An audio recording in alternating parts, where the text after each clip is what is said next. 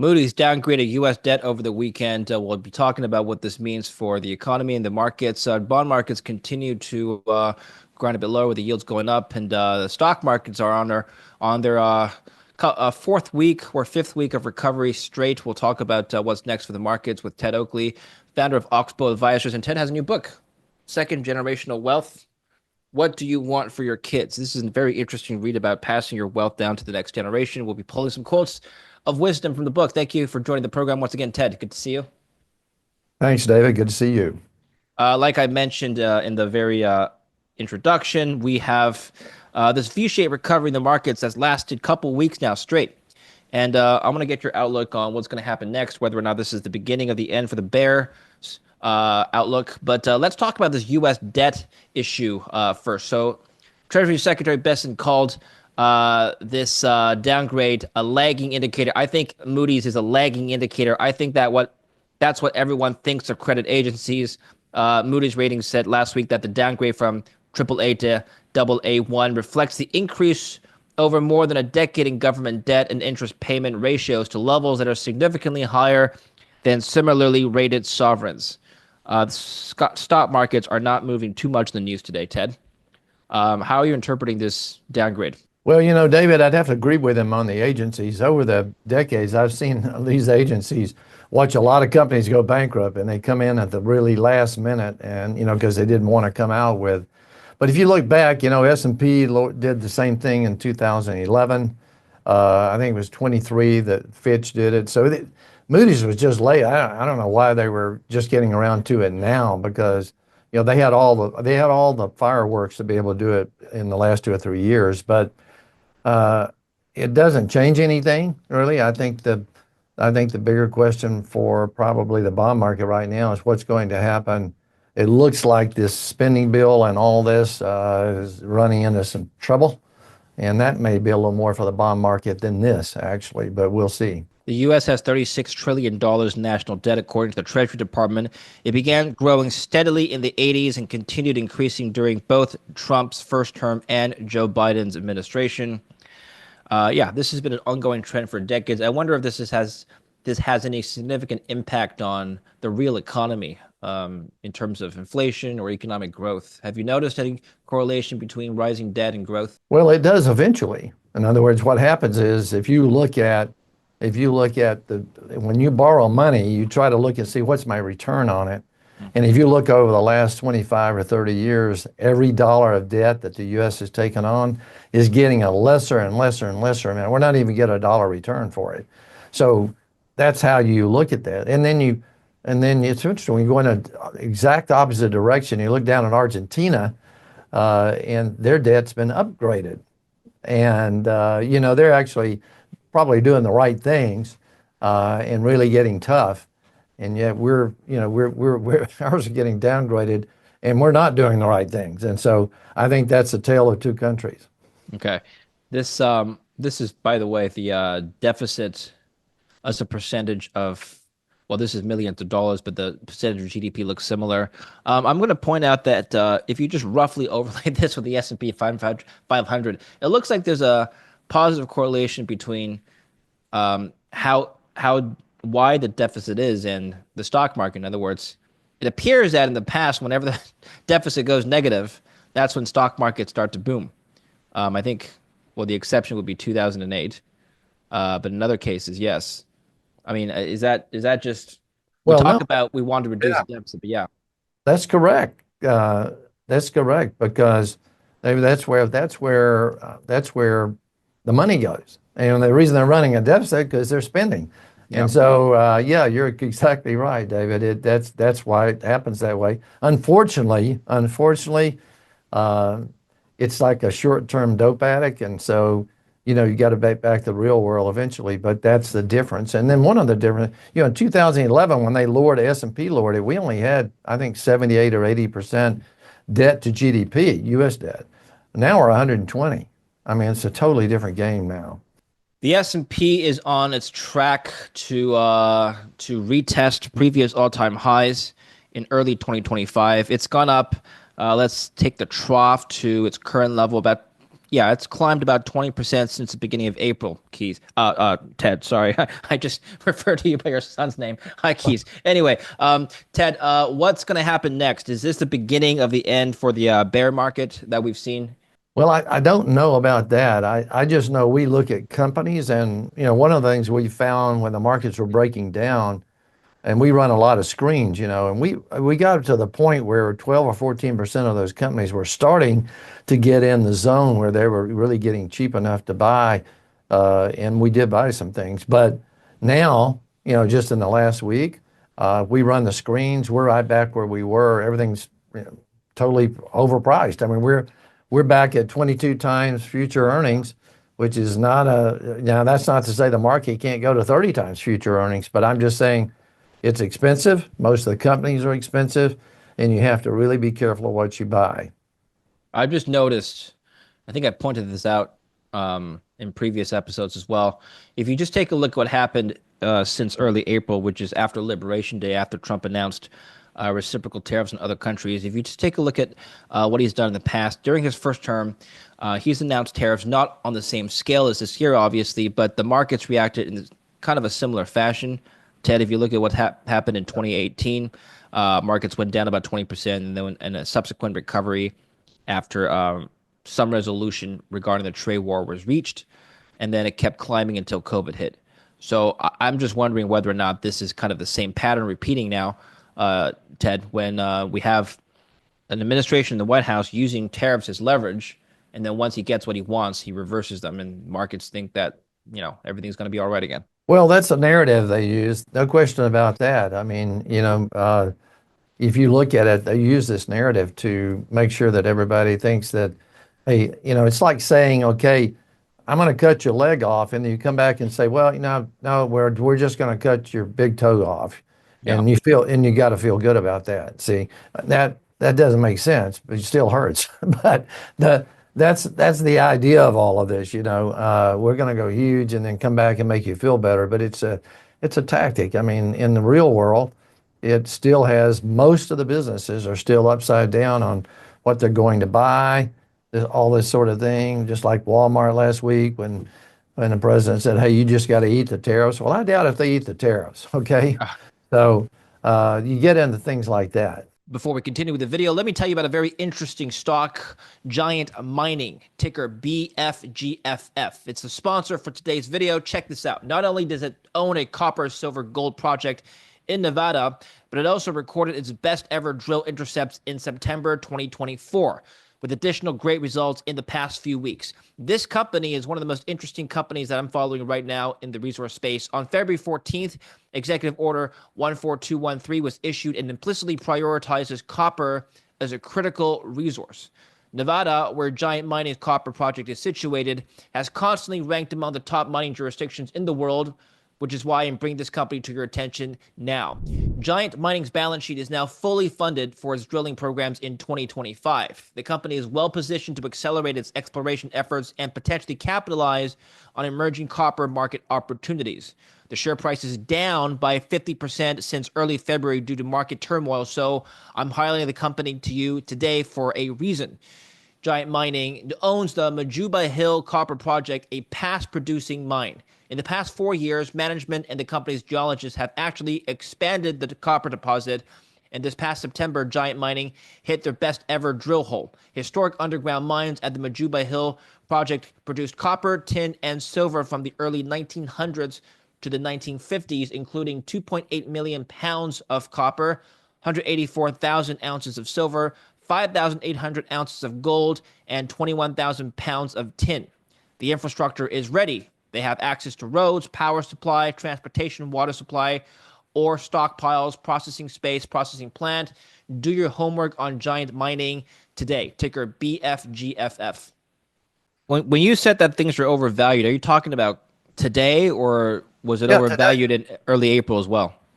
Well, both, but we're back up again. Right. If you look at the price of the S&P relative to forward 12 months of earnings, I'm saying here 22 times, and that's really expensive. I mean, you can't say that's in a zone of a 14 or 15 time multiple where you'd really find things to be cheap. or at least cheaper. Yeah. And we're right back where we were. That's what I'm saying. It's almost like if you'd gone to sleep and woke up, nothing's changed at all. And I Right. don't think people's attitudes did either, by the way. Let's take a look at what's going on in the bond market. So let's flip over to my screen one more time. The 10-year has been rising ever since mid-April. Let me just pull this up. Um, yeah, so it's climbed. It's been significantly higher since the start of April, and 30 year is reaching 5% again. Like I mentioned in the introduction, is the Treasury market on its way back down? You think? Well, we've said for some times you can't buy the long bond. You know, Yeah. we've tried to trade that a couple of times the last couple of years and made not much money really. And so it's just we think really the next 5 to 10 years there will be periods where maybe you get lucky on a trade for 6 or 12 months and the long bond does okay. But as far as just owning it for the long term, I don't think people can do that. And I think people have to look at the debt level and say, hey, you know, this thing's out of line and we're probably I mean they're still selling the bonds, but I think that's the problem with owning the long-term bonds. Are you not betting on higher inflation? That's one narrative for owning long-term bonds. Well, I think eventually yeah, you will have higher inflation. Maybe not here in the next 2 or 3 months just because of some of the base effects you're looking at. But when you get into, adding these tariffs on things that happen, you should get more inflation. I would guess that you would. Well, what's your rationale for not owning the long end of the curve? In other words, why do you think the yield's gonna eventually top out or come back down again? Well, let's just say the long bond average is 4.5, 4 and 3/4. I know it's higher than that right now Sure. over the next. And when you buy a treasury, they don't call them, so they're 30 year a 30-year hold. Um, and the problem with that is if we think inflation over the next decade will yield somewhere between 3.5 and 5, and if it does, that's not enough of a spread for us to want to own that because we think that's a losing proposition in terms of real return. Okay, and so you take that real return from that treasury, and you have very little left over. Well, the 10-year yield's up 1% today. The dollar's down about 0.5%. I wonder if this rise in the 10-year and the long end of the curve today is due to the Moody's downgrade or something else. In either case, does the downgrade change your allocation or your preference towards treasuries overall? Well, it doesn't change our allocation because all of our treasuries are short term. Now, they're all less. Well, now they're less than 20 months, and so in that case, I'm not too worried about it because you can say, okay, what's the worst case scenario? Worst case scenario is that the Fed prints, the Treasury has to print more, and we end up getting our money back. It may not, but but it's short term. But it's not one of those where we want to make when you're buying a 20 or 30-year bond, you're saying, I believe that's the best interest rate I can get for the next 10 to 15 years, and we're not willing to make that bet. Let's just think of a scenario in which the treasury yield will be even higher. In other words, the bond market would be even more distressed later on in the year. Besides this downgrade that we've just witnessed from Moody's, perhaps more downgrades are coming from other ratings agencies. We don't know yet. But aside from downgrades, what other scenario could prompt that higher yield? Well, those are the big three. I mean, S&P, Fitch, and Moody's are the ones those are the ones you look to, the big Sure. three. So they're already done. I think the biggest thing would be, there's been this idea that if you look at what's in front of Congress right now, particularly the House, that they're going to push that up. Well, there's about 30 of those people that are saying, no, we're not going to go along with that. And so if they hold that up, which they act like they're going to because there's not enough cuts, they're giving too much money away.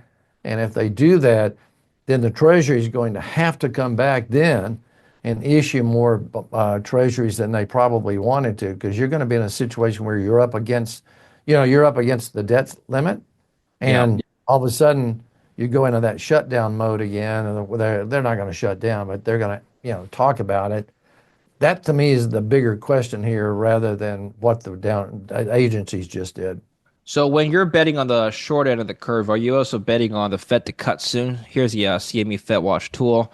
91% chance of nothing happening, no change in the rate by the next meeting in June, which is in a month from now. The probability goes down further out. What's your overview or your outlook for Fed policy this year? David, we don't look at it like that. We're really trying to find companies to buy, and the only reason we carry the Treasuries short term is Hmm. because we're looking for other things to buy, and that's a good place for us to hold money in the short run. We're not really trying to worry about the interest rates come and go, and we're getting paid a nice return on those treasuries right now. And if in fact that treasury rate goes way down, that probably means we're in a recession, and then we'll have more things to buy, if that makes sense. It's an offsetting item. What we want to do is buy more companies. We want to buy more things that we really, really like, and we buy some. But when you use that money, that's what we use it for. We don't really use it to trade the treasury curve or anything like that. I understand. Let's talk about companies you like then. So here's the P ratio, S&P. Trailing P is at 28 now. So this is it's been climbing steadily higher, like you've talked about earlier. Are you still buying at current valuations? If they get cheap enough, I mean, I'll give you some examples. If you look at the last few weeks, particularly, oil in the last 3 years has gone from like 130 to 60. So we think we're in early stages of taking a look at oil. And so, we bought Chevron on a 5% dividend. We bought a company we like, a small company called Matador on a 3.5% dividend. And then the tankers, the oil and gas tankers, which we bought some time back. We like those because particularly TK and Frontline, we we think that they'll still be shipping oil, even though there's a soft spot here probably, that the rest of the world is going to be coming out and they'll be using it. We do things like that on the stock side. We do Unilever, and we still buy McDonald's. So, there's a no, AbbVie we just bought, maybe 6 weeks ago. We buy companies when they get in the zone of what we want to, what we want to own. We've we added to our silver stock, Pan American Silver, here about last week or so. When they get in where we feel like they're cheap enough, then we buy them, and we have a number of companies we look at. Hmm. And when they get to a zone where we can viably say, okay, look, you know what, this company's going to do well the next 5 years, because we try to hold things long term. In other words, more than 5 years.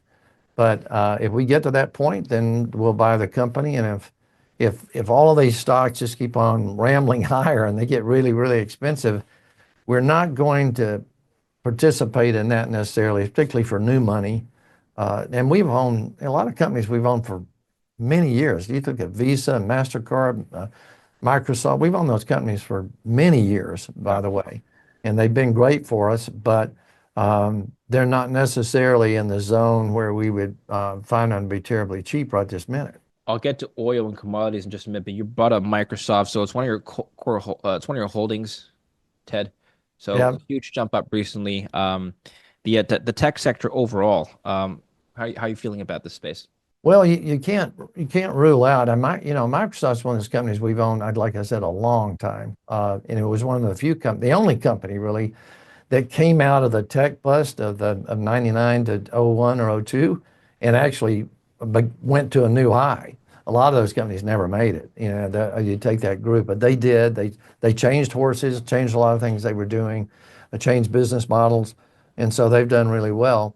We still look at them though on the basis of cash flow, and right here, we're not going to be buying tons of Microsoft. We own it much cheaper, but on the long run, it's a good company. But some good companies are just too expensive. The rest of the tech, the rest of the tech group is still fairly expensive too. So we're particular about where we buy those. Going back to oil and commodities, focusing on oil first. The crude oil price is at the lowest level since I believe 2023. Actually, Yeah. if you take the trough from earlier this year, it actually goes back all the way to 2021. So we haven't seen these levels for quite some time, Ted. When you're looking at this, obviously, on the one hand, like you said, probably a buying opportunity. But are you concerned about this longer term trend of just depreciating oil prices, especially if adjusted for inflation? Oil is actually quite cheap compared to what it was a couple of years ago. Does that prompt you to sell some of your oil holdings? No, matter of fact, we buy them Mm. because we think we think that now you're getting a lot, I think you're getting more and more from solar. I don't think you're getting as much from wind, but oil, when you went through this green area, it really people got away from it. I think they're going to realize, and you're starting to see it. I mean, you look at in the Wall Street Journal about General Motors, like, hey, we're going to have more fossil fuel cars. We're not selling the EVs, and that's happening all over these companies. And I think you'll be using more oil again.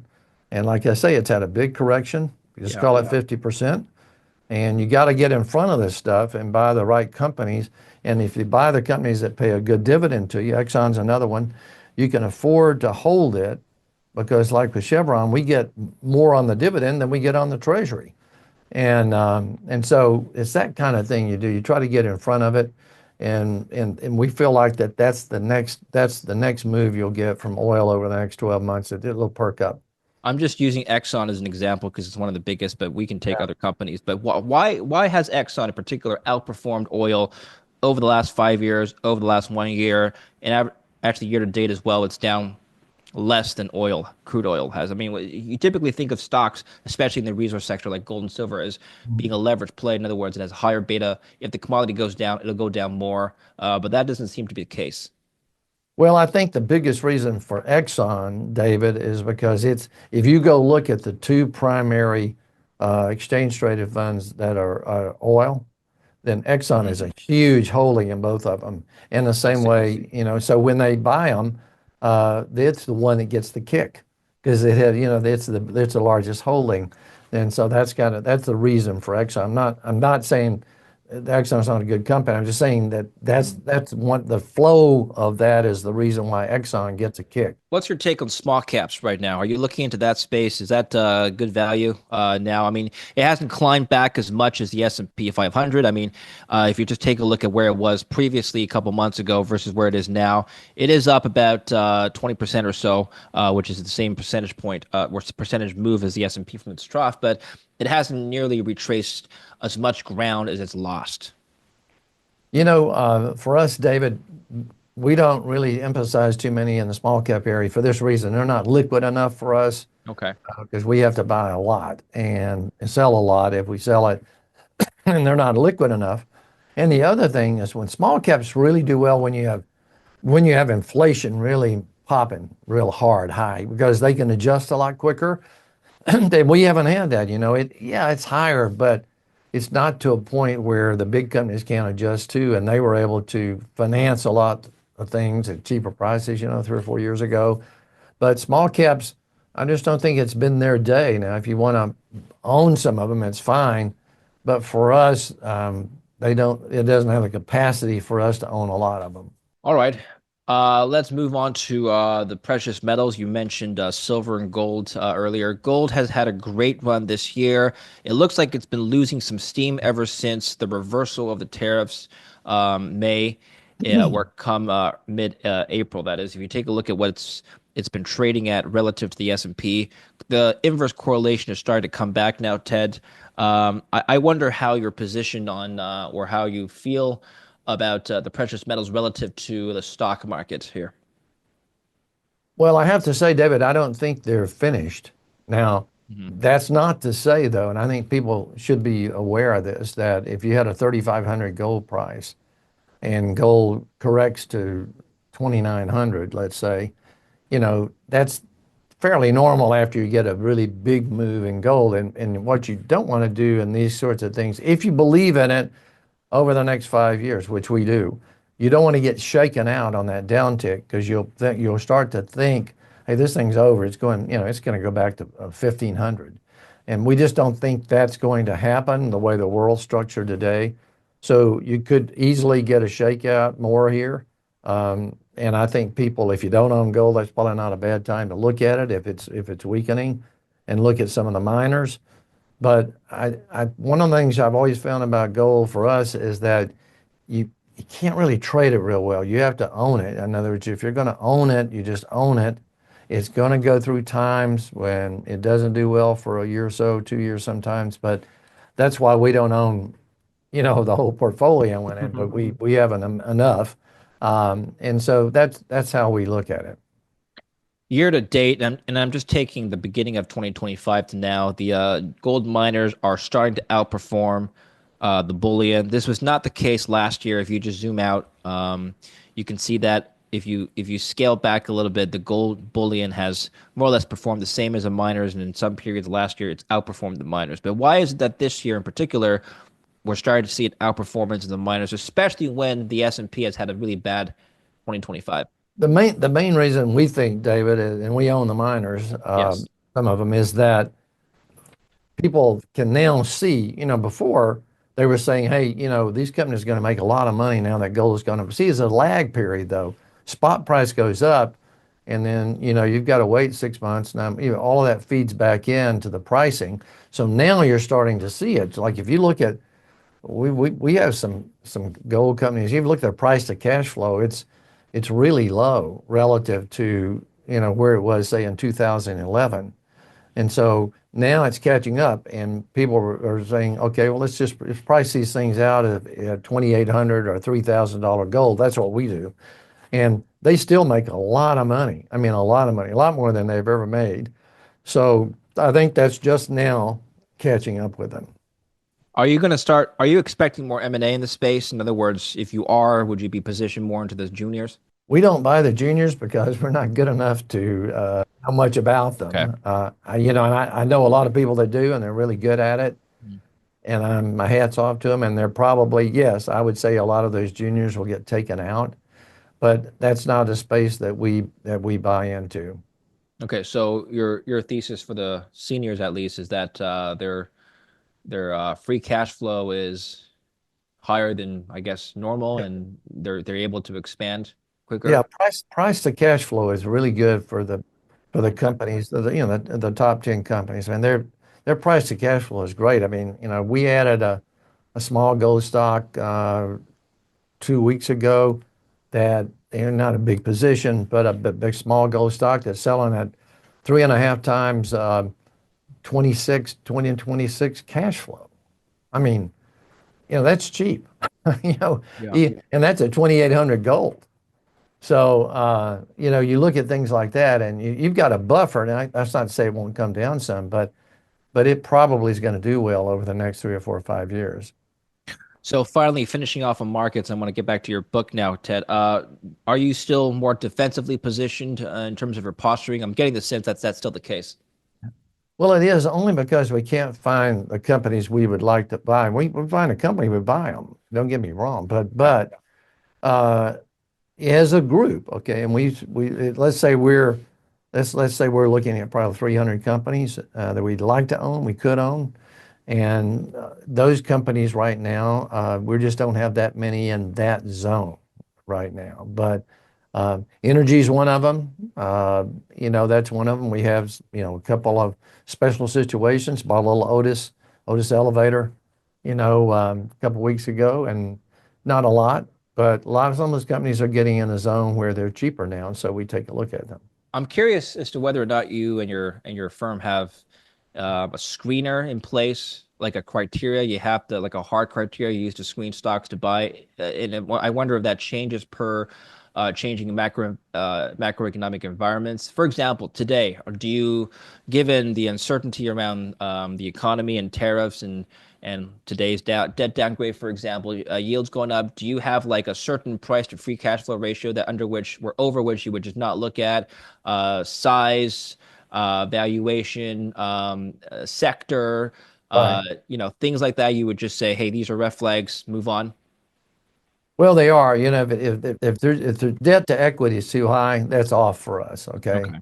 If they've had significant management changes, multiple in a row, that's off for us. A lot of companies are cheap for a reason because they're not really good companies, Mhm. and so those are off. But when we're looking at a company, if we look at something, and let's say we have an idea, we think what they will make this year and over the next 5 years plus, And we look at that company and say, on a multiple basis, that company is now back to where, let's say, the low end of the range for the last 10 years.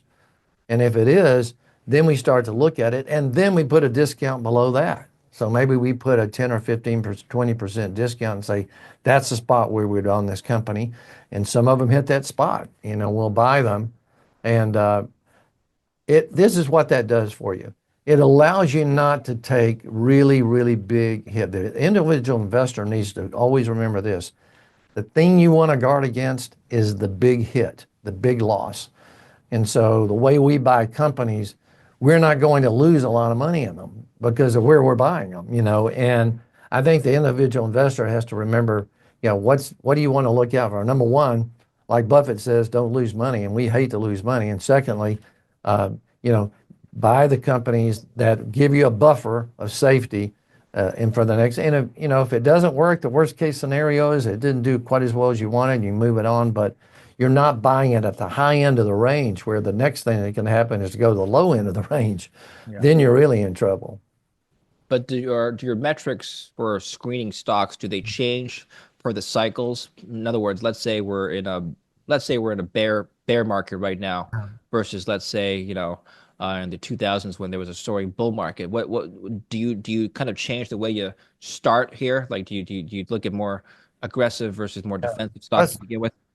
That's a good question. We don't change it a lot, Okay. but what you do change is this. If you have the markets coming at you all the time, they're coming down, down, down, you're thinking, okay, normally I might be buying this at a 10% discount, but I may be able to buy this company at a 25% discount to what we think the value is, Yeah. because they're coming at you here.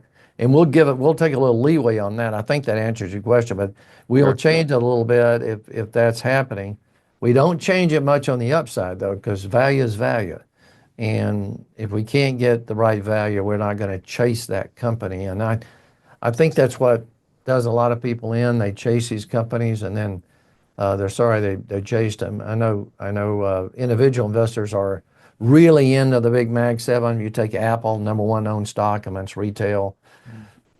Nobody's going to listen to you on that right now, but you have them go the other way and they'll start to think about it.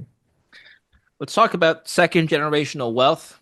So, your book centers around, this is a relatively short read. People can get it, 76 pages. People can read this in 2 hours or so.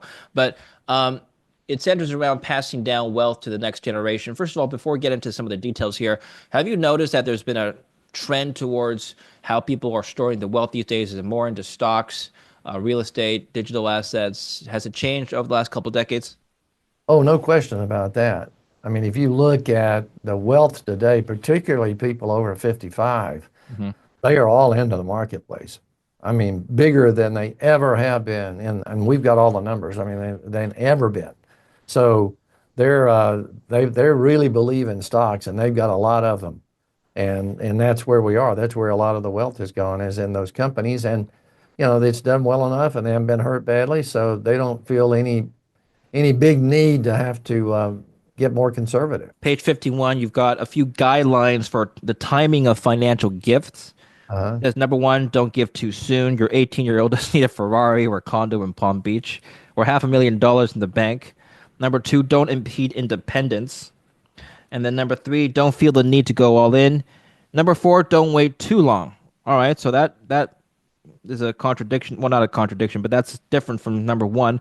Number five, turn to trusts. Every billionaire I've ever interviewed has told me the same thing with regard to ensuring financial security for future generations, that they will manage the flow of wealth through trusts. I guess these are kind of mistakes you've noticed with estate planning. So walk us through some of these lessons here.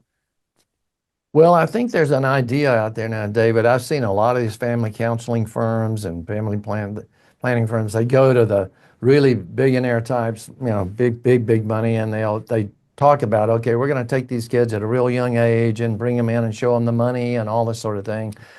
We just disagree with that. I mean, the reason I say that, because everything I put in there is my observation about people that have done it right and my observation about people that have done it wrong. And I've seen a number of billionaires, by the way, do it right. So it doesn't mean you can't have a lot of money and do this right. But what they do is They don't bring these kids in at 12, 15, 18 years old and talk about how much money you have. They kick these kids to the curb and say, hey, you need to spend 6, 7, 8, 10 years, whatever, on your own. You need to learn to be self-sufficient, standing on your own feet, have self-esteem, learn what the dollar is. I've always said if you've never experienced the lack of money, then you're never going to know the value of money. And that's what happens with a lot of wealthy families. They think that, well, there's a way to go about it where we can make them feel really good and bring them through that. Well, you know what? You're wasting your time. In my opinion, you are. I think what you need to do is have these kids be able to stand on their own 2 feet. And then if you want to bring them back in, and you should eventually bring them back into the wealth, they'll understand it more. They'll know what's happening. And when I say don't do it too early, that's what I'm saying about the younger people. When they get into their early 30s, different story. They've been on their own. They're doing the same thing. They understand money then. And then if you want to bring them back in the family office or bring them back in the business, that's okay. But by that time, you've got an individual that knows they can make it even if you don't have any money. And I think that the whole group of people with wealth have been sold a bill of goods from this community that goes to them, our business, and says, hey, we're going to make your young kids feel really good about the wealth. Well, you know what? It probably doesn't really work that well. And that's just our opinion from watching it for different people. Here's the thing is, let's say I have a big trust waiting for me that vets in 10 years, and let's say I'm 22. Well, I'm not going to work because I know by the time I'm 35, I'll have this money ready for me, right? How do you mitigate that? Well, number one, I'm not going to tell you. Oh, okay. All You're not right, going fair to know. enough. That's the whole key to this whole thing. Okay. You don't you have to be an example here for your kids. I mean, I blame a lot of the parents because you don't let these kids know that you have a lot of. They know you have house in Aspen and they know you have a lot of things, but you don't really stress on it a lot. When they fly around the Southwest. Okay, Hmm. they drive a car that's 7 years old. You don't put them in like a lot of these kids I see in high school that have a Lamborghini SUV. Hmm. That doesn't work. Yeah. What you want is don't tell the kid anything. And and I'm not certain you want to set that trust up, but I think it's good to have it set up like that. Typically, on most trusts we see, it's a 35 years or later, and by that time they know a lot. I mean, they can handle it, but you don't ever tell them. You don't tell them anything. In my opinion, you don't tell them a lot anyway. You can say they know you have wealth, but just sit down with a 20-year-old kid, 21-year-old kid, and say, "Look, I'm going to show you what $900 million really looks like." So if you take away all their ambition, all their self-esteem, and they're like, "Gosh, I'll never be what my mom and dad are." Well, forget that. Let them go out and learn how to do things, and I think you'll raise a much better child. Let's say for the average family that is not a billionaire or even worth, 8 or 9 figures, how do we plan for our kids' future? Should we even bother putting aside money in a trust or some sort of fund for them, or should they be on their own? Well, I think the number you're using, 8 or 9, is somewhere between 10 million and 100 million. I'm going to use that. I think that's Yeah, yeah, what sure. you're Yeah, that's a big difference. saying. And I would say no, not in the beginning. And I would say no. There's a number of things that come into play here. When I say only, I know people will think odd about that, but when you're dealing with 10, 20, 30, 40 million, it can get gone in a hurry. And so you don't want to early on put a bunch of that money away because number one, you may need it. Mhm. And number two, uh, let it play out a little bit. You don't know what kind of person they're going to marry. They may marry somebody that, gosh, this is not going to work for giving them money here at all right now. There's a lot of things that enter into that. I think down at that level, yes, you will eventually have trust at the death of maybe one or both parents, but to do it early on, I don't agree with at that level because there's really not enough wealth to start doing trust right at that moment. Eventually, yeah, you can look at doing something like that, but I know it sounds odd, but if you look at 10 to 20 million dollars today, there may not be a ton left over for kids. You're going to live a long time. You're going to have a lot of cost, and so you'll just have to see how it goes. But again, another reason to have those kids stand on their own 2 feet. Well, 52% of adults surveyed don't have a will. That's a stat here on page 40. Is that a mistake or no? Oh yeah, that's a mistake. And a lot of those, when you look at those, when they look at those polls, for example, or talking to people, you Yeah. got to realize a lot of those people are down at a level where they don't need a will. I mean, they're not in a zone where they'd even pay any estate tax. And so there's a lot of that. So they don't think they need a will. But a will is the best thing. People need to realize a will allows the people that are left to handle your business the right way without having to go back to the courthouse and get everything approved and get you approved, your next of kin. And it also allows you to do with the money what you want.